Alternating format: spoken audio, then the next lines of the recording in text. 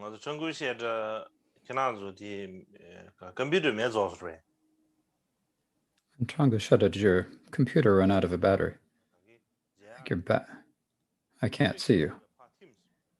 It's like you've dissolved into the Dharma expanse.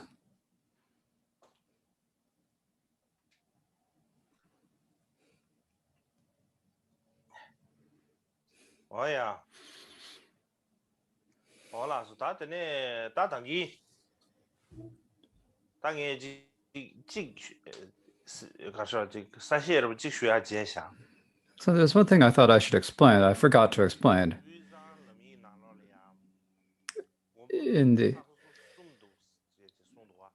Kato said that there are 3 artifacts from made by Nagarjuna. The first of these was said to be given to Karmapa Rinpoche Dorje, but the second and third were not said to be given to Rinpoche Dorje.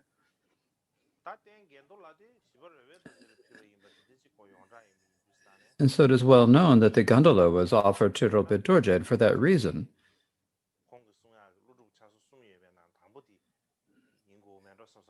for that reason, we can probably say that the gondola is probably the first of the artifacts the Kato Sutta mentions.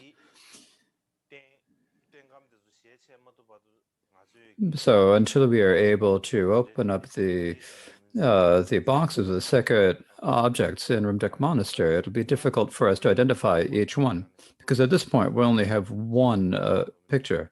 We only have the picture of one of the artifacts, not of all 3.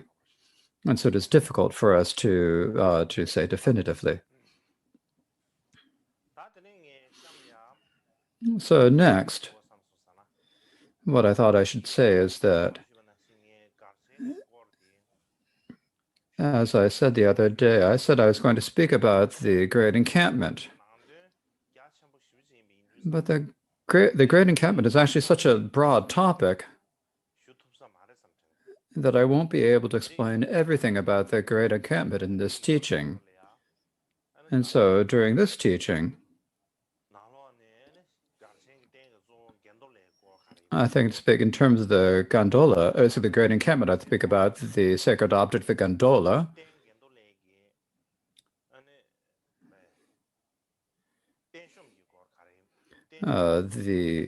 It's about the topic of the gondola offering ceremonies held in connection with the Garchen Munlam,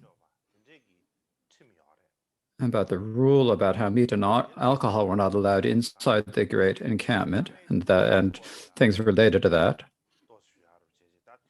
And I thought I would also speak about the Karma Gadri style of painting. So I thought I would speak about 4 topics related to the Great Encampment. And so I've already discussed the first, the sacred object, the gondola.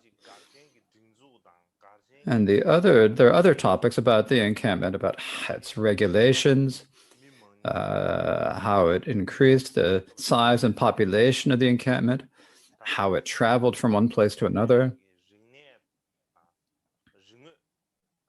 the learning and historical artifacts associated with the encampment, and so forth. And so my plan is to speak about those next year when we continue. So please just keep that in the back of your minds.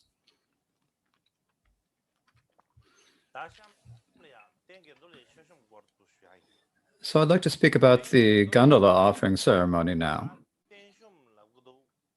They say a gondola offering ceremony or a gondola viewing ceremony. But whichever name we call it, the meaning of it is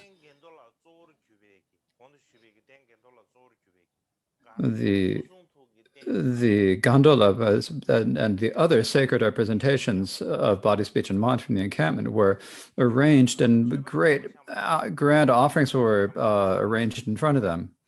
And during that time, either the Yawan Karmapa or one of the heart sons, such as the Shama Rinpoche, would give an introduction to the public about the gondola and the sacred objects. And so that, and allow them to view it. And so that type of a ceremony is called a gondola offering ceremony.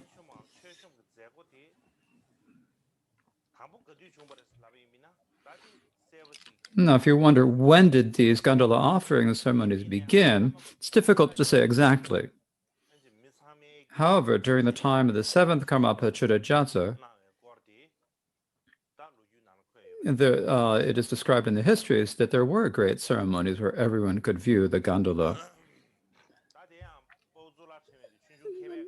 Pao Tzu wrote in his Feast for Scholars, Dharma History. Now, I'm not going to read the whole thing. I'll just say the main points. What he says is that the seventh Karmapa wrote the 20-branch Munlam. And using this rich liturgy on the festival of turning the wheel of Dharma and the festival of miracles, and the others are the 4 festivals of the Buddha, and especially during the festival of miracles from the 1st to the 15th day, the first Tibetan month. There are all of the many different sacred objects from the encampment were all arranged. And then around them, there are all sorts of different jewels and crystals of various colors. When you talk about justice, I think at the time it's probably actually a type of, when they said that they call it crystals, but it may have been a type of turquoise. And red and gold are different colors, reddish and yellow and gold. And all of the offering officers were, and all of the silver, and also there's something called gugushi. It's in Chinese, it's called Jingtailan. So this is like blue turquoise, I think. And so they'd make sacred offering objects made out of all these things. And in addition, there are very different jade and and silver and so forth, and make all sorts of offerings made out of these materials. And so at that time in Tibet, and the people such as kings or rich people had never seen such a display. Forget about even seeing them, they hadn't even heard of them. To make such offerings as this, if you make one offering today, and then tomorrow they'd make even greater offerings, and then the next day even more, and the next more. And so they'd have many different vast offerings. And in front of them, the Karmapa Chuddhajatso would sit on a thin thin mat and prostrate to them. Later, in areas of Utsang like Lhasa and Kadutang, in such places, when they went to these places, they would make a big temple. And so it's like a big tent called like the sky blue tent, they called it. And the size of this is like a house with 100 pillars. And outside of the tent, they'd make like a fabric fence, so like a fence around it, and it would have like a canopy. And on either side of the doors, there would be little vestibules. And at the top, there would be like a spire with gold birds and gold dragons. They'd have this huge tent, and inside this huge tent, they would arrange all of these offerings mentioned before. And when they were making the offerings, what they would do is that there was the gondola, right? And that was put in the center. Now, of course, there are many sacred objects.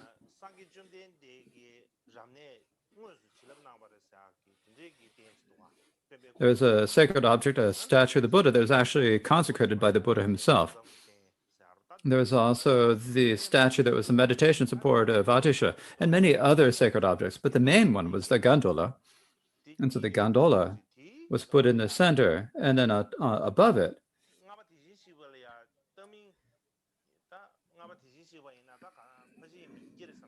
these are probably given to the fifth Karmapa Deshin Shekpa. The Ming Emperor had given canopies of parasols made of pearls, some the larger the size of thumbs and the smallest the size of a pea, and they were white and red and yellow. They put all together, and so they had 13 different parasols made of these that were arranged in a column. And so they put it, when they put them, sort of one was each on top of the other.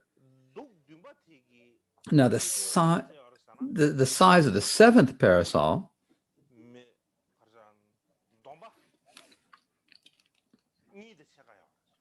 was 2.5 arm spans. The diameter of it was, if two people have 2 arm spans, it was 2.5 arm spans in circumference. And so if the seventh was that big, then the lower ones are even larger than that. And so they're all just canopies made completely out of pearls. And there would also canopies and cushions made out of pearls, sort of like this one, but not quite the same, but basically similar sort of thing. Also banners made out of pearls and victory banners and so forth. And so such offerings. And at that time, the lord of Wucang was a Tsangpa, Deba Tsangpa. Deba Tsangpa Dunyu Dorje would come in to see it. And he was just amazed by this. He was like the king of Tibet. He was like the king of Tibet. He was just amazed at this. He said, I said, I must have arrived in the world of the gods. He was just like so astounded by the offerings that there so many offerings were arranged. There was also Mentang Jamyangpa.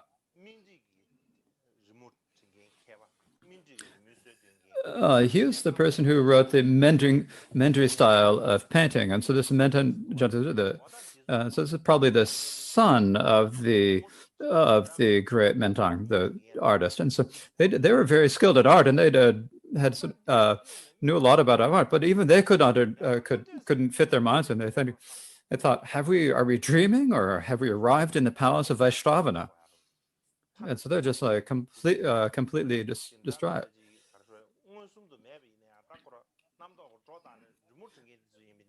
Even artists who can, don't have to see something but could draw things from their imagination were astounded to see this. Now there are two different ways the gondola was, but the extensive and the shorter one. Now the elaborate one had the 16 arhats carved that had been given by the Ming emperor, and so these are put there. These are also for the smaller offerings they weren't arranged, but for the large elaborate ones they were.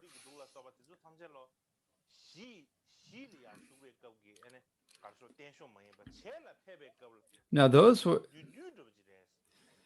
when you had the canopies and everything, these were not when you were at the main monastery, but when they were traveling. This is the simple. And if it was this elaborate and excellent one, they did it when they're traveling. If they did an elaborate offering at while they're at the main monasteries, then it's unnecessary to mention that it'd be a really elaborate, extensive, and beautiful. And particularly within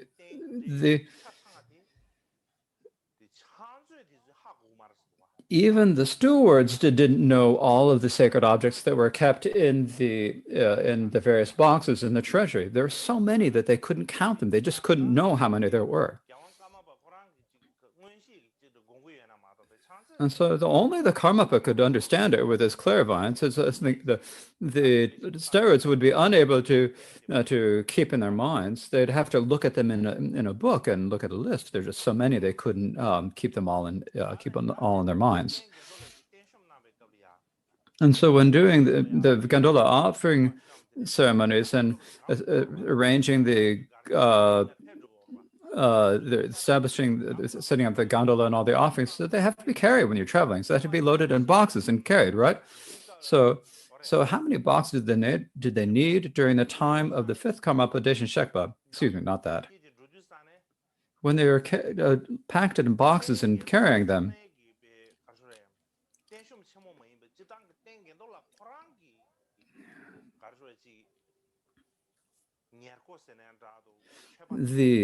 the offerings for just associated for the gondola itself, not for anything else, just those alone had 32 boxes.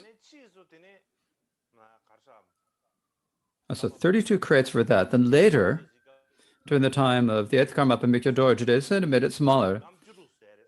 And so they made it into 16 boxes.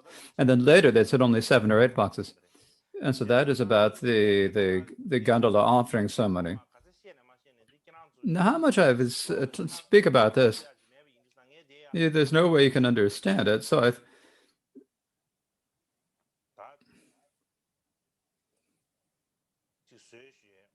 I've made a drawing of an illustration of it. And this illustration, I didn't have a lot of time to make it, so it's not all that good. It didn't turn out well, but it's basically going to give you like an idea of what it looked like.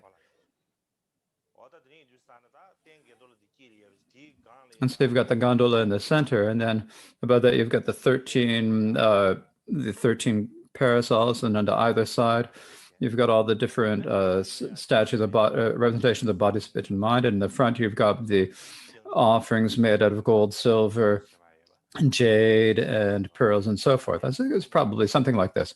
And this is arranged in a tent, right? So I think it must have been like this. So basically, as I said, when we were speaking about the gondola viewing ceremonies, what that's related to is that they're associated with the 7th Karmapa's Munlam of the Great Encampment, or Garchen Munlam. So the Great Munlam of the Great Encampment was the Gotrek Palja Dundup says about its origination. Is that when the 7th Karmapa went to Kongpu, and this is called a place called Simpra, which is called Lingchi. This is a place called Lingchi. And so we went to the city, the town of Sapur, and they had offerings for the anniversary of Kagyu masters and festivals and so forth, and he established it at that time. On the day that he held, that they began them, there are rains of the flowers and so forth on those days. At the same time, the 4 festivals of the Buddha, the festival of turning the wheel of the Dharma, the descent from heaven, the festival of miracles, and the Vaisak month, there at Sagadawa, there were their 7th branch prayers, the auspicious and auspicious prayers, and so forth. And that tradition began. And so they would begin them on the 15th day of the 9th month. So this is right before and so they probably started this at the festival of the descent from heaven in 1 year. But no, I can't say exactly which year this began, but in any case, at that time, during the festival of the descent from heaven in the 9th Tibetan month, they took the opportunity of that holy day to have the great Munlam of the encampment. And from that, and so whenever they had whenever one of the great festivals, they held a great Munlam. And in particular, the most elaborate one was during the Festival of Miracles. And so during the Festival of Miracles, from the 1st to the 15th day of the first month, they would have the encampment Losar. And then together with that, they would have the Munlam on the Festival of Miracles. And during that time, what they do is they have the morning, they'd have the Munlam. And then in the afternoon, there would be performances and various amusements. So they'd have dramatic performances. Now, Goshri describes this in the liberation story of the 7th Karmapa. What he says is, first they would have the Munlam, and then first they started the Munlam. Then later they started the performances. He went to Dawatang and Notang first, and on the festivals of the Buddha, they would hold a Munlam. And while holding the Munlam,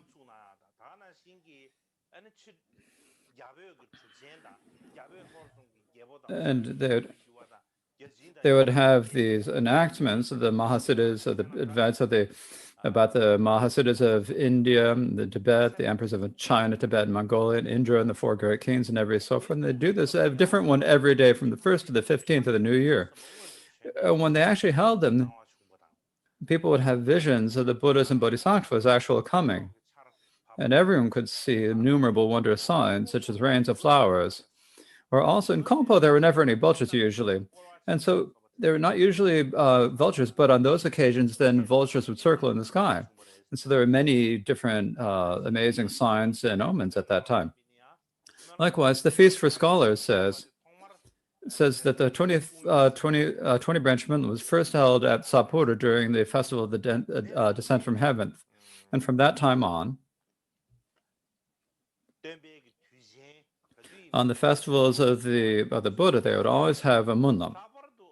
And in particular, during the Festival of Miracles, during the fortnight, the half month, they would have both munlams and performances. In the morning, they'd have the munlam, and in the afternoon, they'd have performances.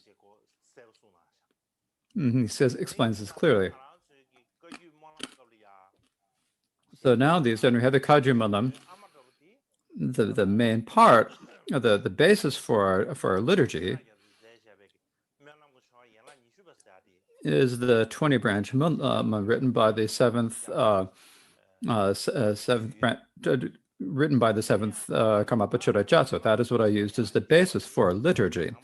That munlam ritual in 20 branches, I got an old manuscript of that, and in that, but it was missing one page, and since that was missing,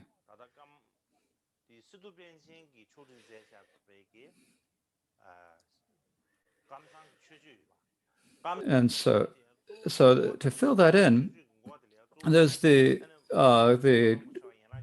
Kamsan prayer book written by Siddha Chungjin, and so that has a 20 branch munlam at the beginning of the Shukya June's prayer book. And so I took that passage that was missing in the manuscript, and I added that and used that as the basis for the 20 branch munlam.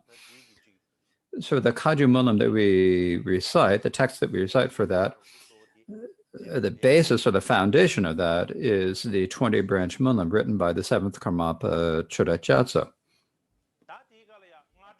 Now, at that time, in the morning, they had the great munlams, and during that time, what they'd do,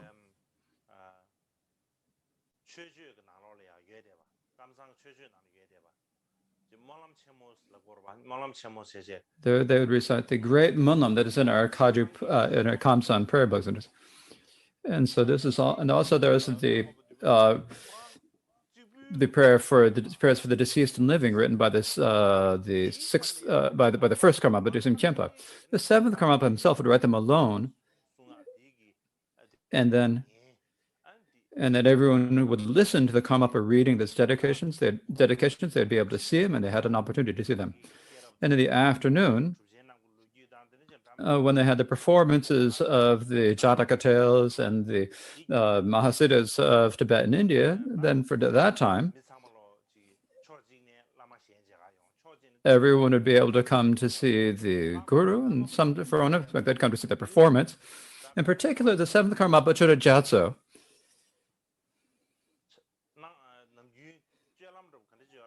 the way he normally led his life, and so he always just sat and cross-legged with his hands in equipoise, the eyes in meditating gaze, never really moving much.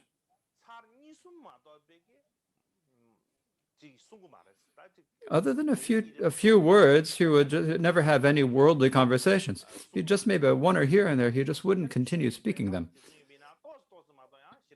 And in terms of saying Dharma discourses, he had a few, but he wouldn't say much. Basically, he sat there without speaking much. Similarly, every 3 days, or every 5 days, or every 7 days, the seventh Chodacha would have the meeting. So they'd come to the meetings, come through, and they'd have very short audiences at that time. And so he didn't really often have any audiences, but he'd basically sit in the he would sit in meditation retreat. Now, also in Tibet, there's a habit of going to see mountains to go sightseeing. But now it wasn't like that. You wouldn't even be able to see him on much on when he was traveling. For that reason, for not to mention other people, it's difficult for even members in the encampment to see the seventh Karmapa Choda Gyatso. And so they really thought of it as a really rare opportunity to see the Karmapa. So during the Festival of Miracles, from morning until the evening, he was there the whole time. And so it's a great opportunity to see him. So for those who had faith, they would say they can go see the Karmapa, and they would rush in, and they would try hard to see him. Now, most people said that the Garchen Losar was a great spectacle, and they would also come in great crowds to see the Garchen Losar. But this during the time of the eighth Karmapa Mishra Dorje, he stopped the performances during the Losar celebrations. And what it says about this in the Feast of Scholars, what the meaning of this is, for a few years, they held the munams and the performances as in previous years, but later they stopped the performances of the various performances. During the previous during the previous Karmapa, there was benefit to others, but these days in the region of Kongpo, people would come to see a spectacle. And when people got together, what they would do? So what would happen is some people would do, for example, the men and women would meet each other. So those who didn't have boyfriends would get boyfriends, those who didn't have girlfriends would get girlfriends, and they'd all become lovers. And so if they knew people, then they also would have to eat, so they'd kill many animals. Now in Kongpa, their tradition in Kongpo was before third Karmapa, the king made a lot of sacrifices, and so he was not Buddhist, and he made a lot of animal sacrifices, and they. So when after Rangpa Dorje came, he stopped the sacrifices, but they would eat a lot of meat. And so when they'd gather in great numbers, they would all set up. They would kill animals, and they would kill animals and kill and eat them. And so because it really increased the non-virtue, it made people act unvirtuous. So he stopped the performances, and they'd only have the munam. Not only that, there would also be the natives or the barbarians. They would also play various games. So they would have a few performances with the people from outlying lands, but they wouldn't have any other performances. Now, in particular here, during the time of the ninth Karmapa Mishra Dorje, Wangchu Dorje, what happened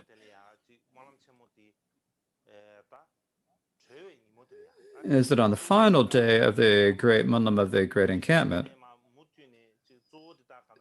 so it continued. And so primarily, even during the time of the eighth Karmapa, it was primarily the Chotrul, or the Festival of Miracles.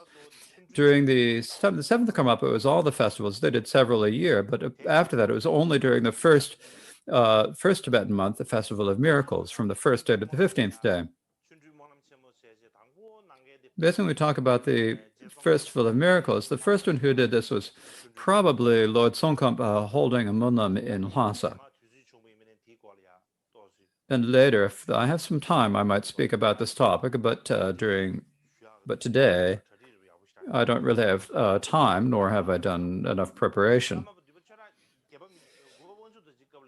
During the time of the ninth Karmapa, Wangchu Dorje, during the Festival of Miracles, the special thing they did is that on the full moon day, the munam would finish, and on that day, all of the members of the Sangha would gather in a golden procession, and so they would have a procession.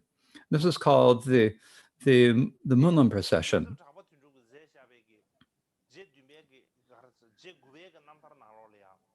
Now, in Gyatso Japa Dundub's biography of the ninth Karmapa, what he says is that from the from the female wood pig year, or 1575.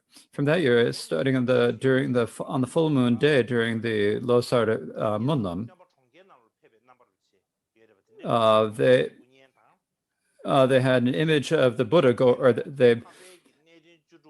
images of the Buddha going on an alms run in the city, and also the 16 arhats, Dharmatan and the Hachan, and also performances, or that people would wear the masks and robes of the costumes. And along with them, there would be a procession of the Sangha.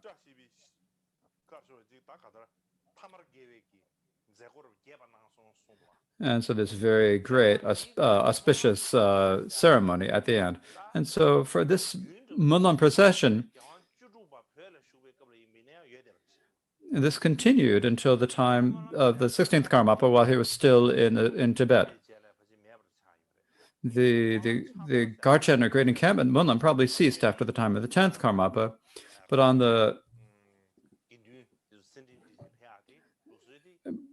but the tradition of a procession of the Sangha on the full moon day continued to the time of the 16th of Karmapa. Now, what it says,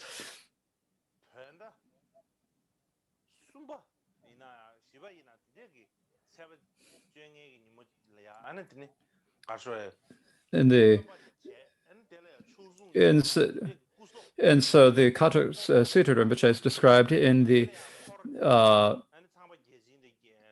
this catalog of the sacred articles of Tibet. He described how in the third or the fourth there was a two-story tall. There was people wearing costumes of the Buddha and the Shariputra and Madgalana and all the other members of the Sangha in a procession around the Tsurphum monastery. And during that time, there was the Dechen Podrang, the quarters of Pao Rinpoche. There was Dorjira, and the Dochal monastery, and they would make arrange various offerings. And as they went in the procession, as they went through each of these shrines with offerings, they would be offered katas and so forth. And during that time, they would recite the praises of the Buddha's 12 deeds and the prostrations and offerings to the 16 arhats and so forth. And so many of the older lamas from Tsurpa said that at that time, so that not only were there the Buddha and the Madhgalayan and Shariputra, there are also the 16 Karmapas. So this is what they told me. So when you talk about the Munlam procession, was occurred even when the 16th Karmapa was at Tsurphum Monastery.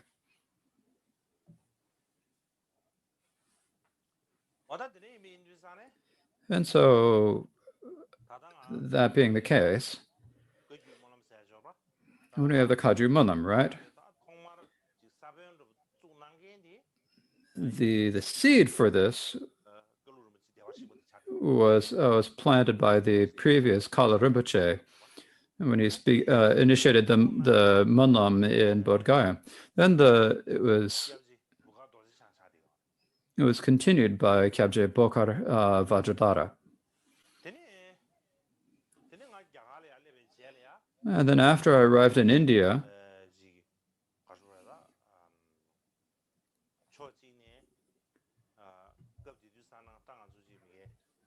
the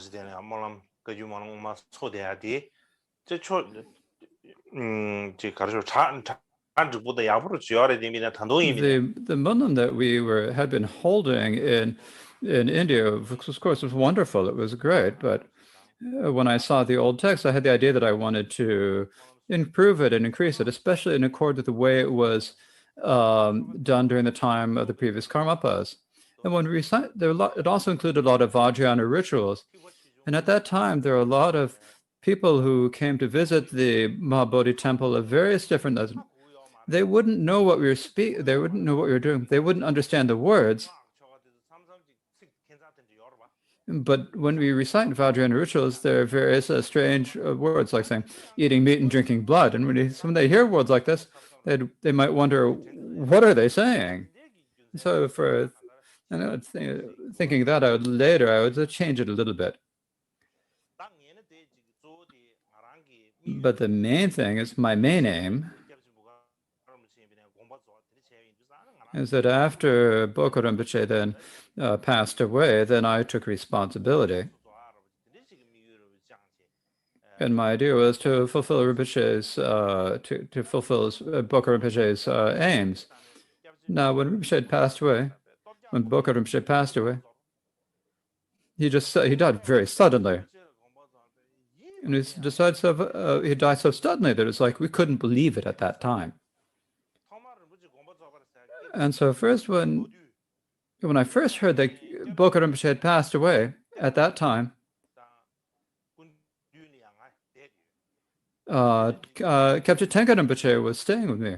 And I said, someone had sent me that message. And when I asked Tenka Rinpoche about it, Rinpoche also said, "Oh, can't be," he said. He was surprised. I also couldn't really believe. But it was definite that he had passed away, and there's no way to believe it. But even in my mind, deep within, I still quite believe it. Then one time I had a dream. It's like I must have felt so uncomfortable in my mind. And so it said Rinpoche had passed away, but his body, like his body was live. When you felt his flesh, it was still very soft and supple. I thought, he couldn't have passed away. What are we going to do? What can we do?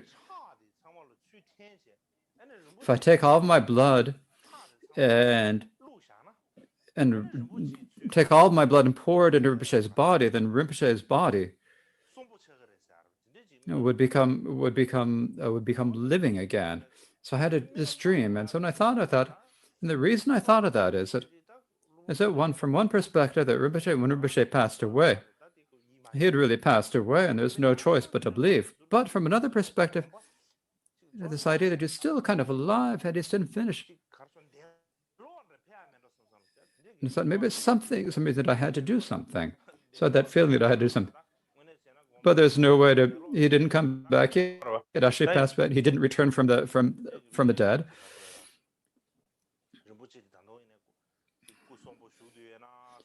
But I still had this feeling in my mind, like Rinpoche was still alive. That even though he'd passed into nirvana, I had this hope that he would return to us.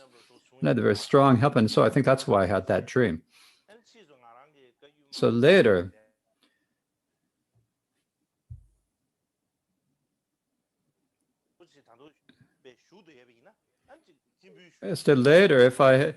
when I had taken over the responsibility for that major, I would have had someone to ask.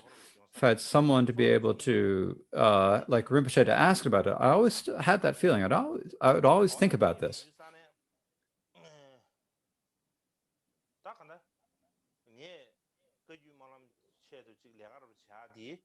So my working on behalf of the Kagyu Monlam,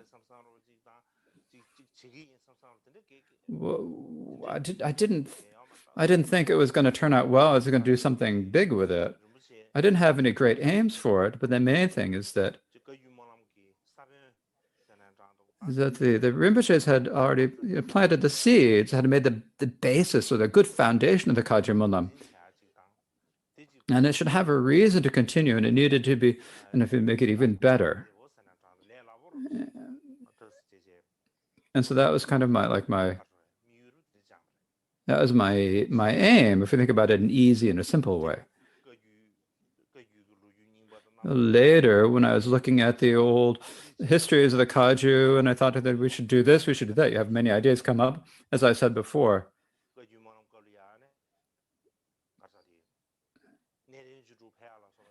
The procession of the 16 Arhats and so forth in the Kagyu Monlam.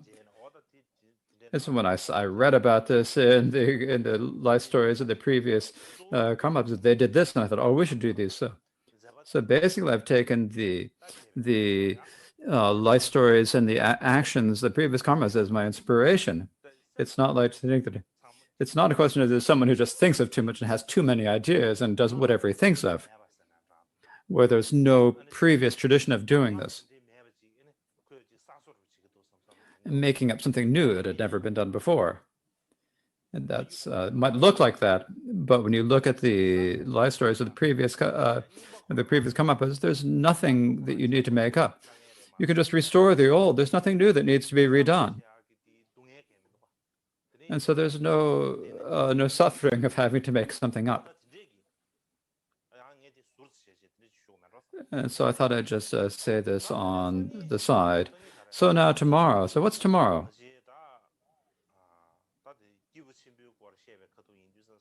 Since we're speaking about the great individuals, tomorrow,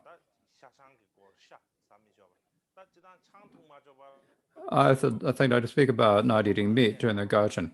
Now, of course, most monasteries have rules about not drinking alcohol. There's that rules, but the rule of not eating meat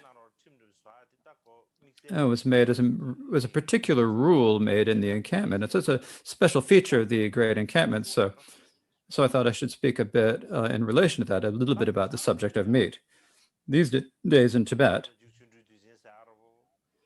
sometimes on the Festival of Miracles and the Descent of Heaven and so forth,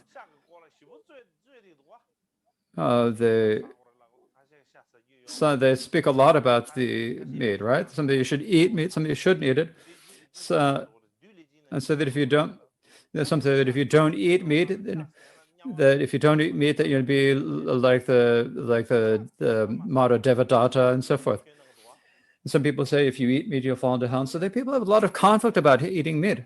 That's really nothing that you should have any fight about. But I think I speak a little bit about the subject of eating meat. In the past,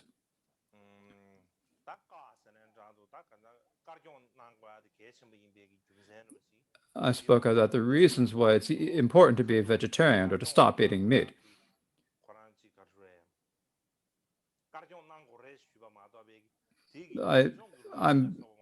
And at that point, I just said that it's good to be a vegetarian, but I didn't speak about the historical background. That I primarily spoke about the actual practice.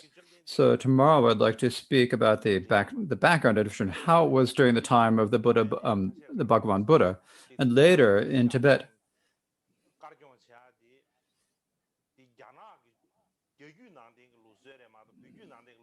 Some Tibetans say that vegetarianism is a Chinese Mahayana tradition and not a Tibetan tradition.